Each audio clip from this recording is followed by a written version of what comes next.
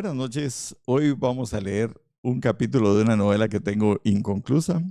El capítulo se llama La vaca, aunque no trata de ninguna vaca. Así que comenzamos. La vaca. No coman ansias, no coman ansias. Antes de presentar a doña Caléndula y sus patojas es necesario que demos un colacito por San Pedro, Zacatepec y San Marcos, la tierra que vio nacer a don Nicolás Zaquic, a su esposa doña Juvencia de Zaquic y a sus retoños, el Anderson y sus hermanos. Resulta que a don Nico, como le llamaban desde Chiriza en el pueblo, siempre lo impresionó gratamente la cultura gringa. Era fiel admirador de todo lo made in USA. Su sueño era irse algún día por el sueño americano, pero mientras soñaba el sueño, su corazón consiguió dueño. En realidad consiguió dueña, pero si no, no salía el verso. Doña Juvencia conquistó a don Nico, haciéndolo creer que él la estaba conquistando a ella. Así como nos pasa a todos. No es que don Nicolás fuera baboso, lo que pasa es que las mujeres son mañosas. Las mujeres son el diablo, decía mi papá, y yo, como soy muy respetuoso, no le contradigo nunca a mi viejito. Al cabo de los años de matrimonio, tuvieron 3 hijos.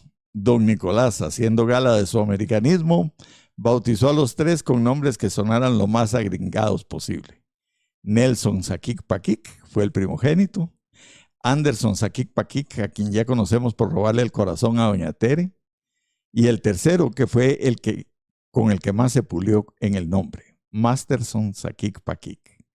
Por supuesto que en el pueblo y principalmente en la escuela, y más en aquellos años, los nombres rimbombantes de los patojos causaban revuelo y no pocas burlas, pero don Nicolás estaba orgulloso de su talento para buscar nombres. Pero siempre le quedaba una asignatura pendiente y era la búsqueda del sueño americano.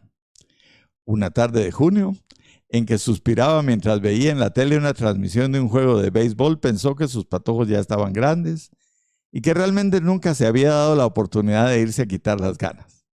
Fue a abrir los ojos a su realidad y empezar a hacer los preparativos para el viaje.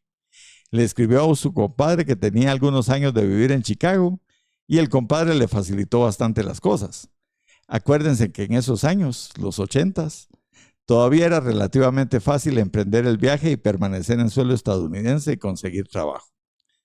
A los pocos meses y después de un arduo viaje que a don Nico le pareció una gran aventura, porque se fue de wetback, el one of a kind, coyote honrado que conocía a su compadre, le dejó sano y salvo en la puerta de la casa en Chicago.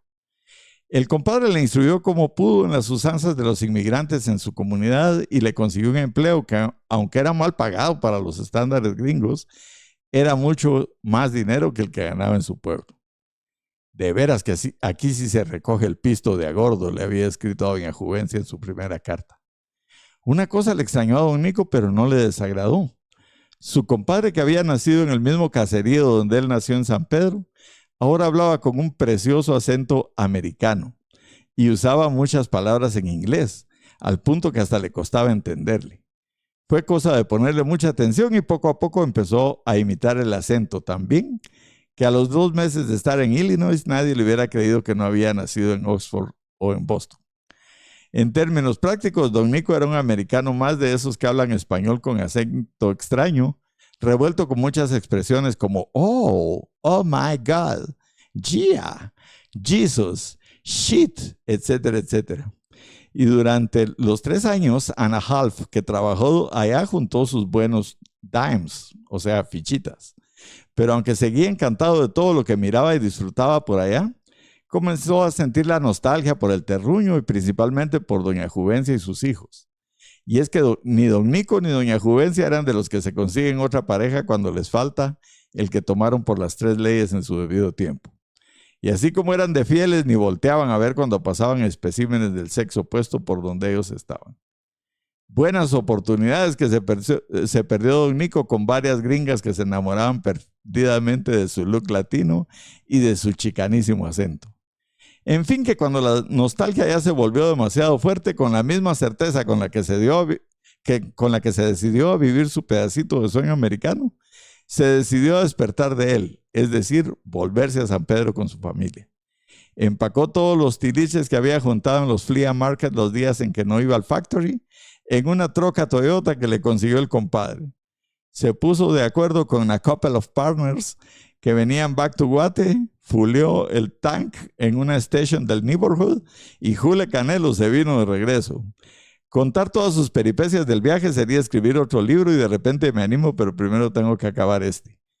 Lo que nos importa en este momento es que una tarde de noviembre don Nico venía con el corazón acelerado por la ruta que sube de la frontera de la Mesilla hasta San Marcos y San Pedro. Y después de varias horas de manejar sin parar, divisó su antiguo barrio. Lo que no encontraba ni a palos era su casa que él había dejado de un piso y de bloc sin repello. Al fin paró la troca frente a una tienda que resultó ser la de su otro compadre y se vino a dar cuenta que la casa de 3 pisos, que estaba banqueta por medio, forrada de azulejos fucsia chingalavista y con ventanas de vidrio espejo color verde arveja, era su casa que con las remesas que le mandaba la Juvencia había transformado en una pequeña mansión. Pero el asunto que nos ocupa tampoco es ese, sino que después de tanto tiempo de no probar mujer, el pobre hombre venía como que era quinceañero. Y como la doña andaba más o menos por las mismas calles, no tardó la mata en volver a florecer.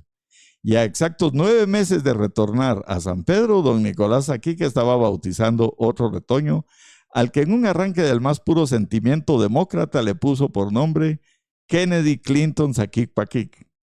Y como que la feliz pareja no respetó ni la cuarentena, porque 10 meses más tarde nació la última flor que iba a dar ese rosal. Una hermosa niña que, a saber por qué, don Nicolás dio en bautizar con el nombre de Moonship Saquic Paquic. Saber qué fregados había soñado la noche anterior.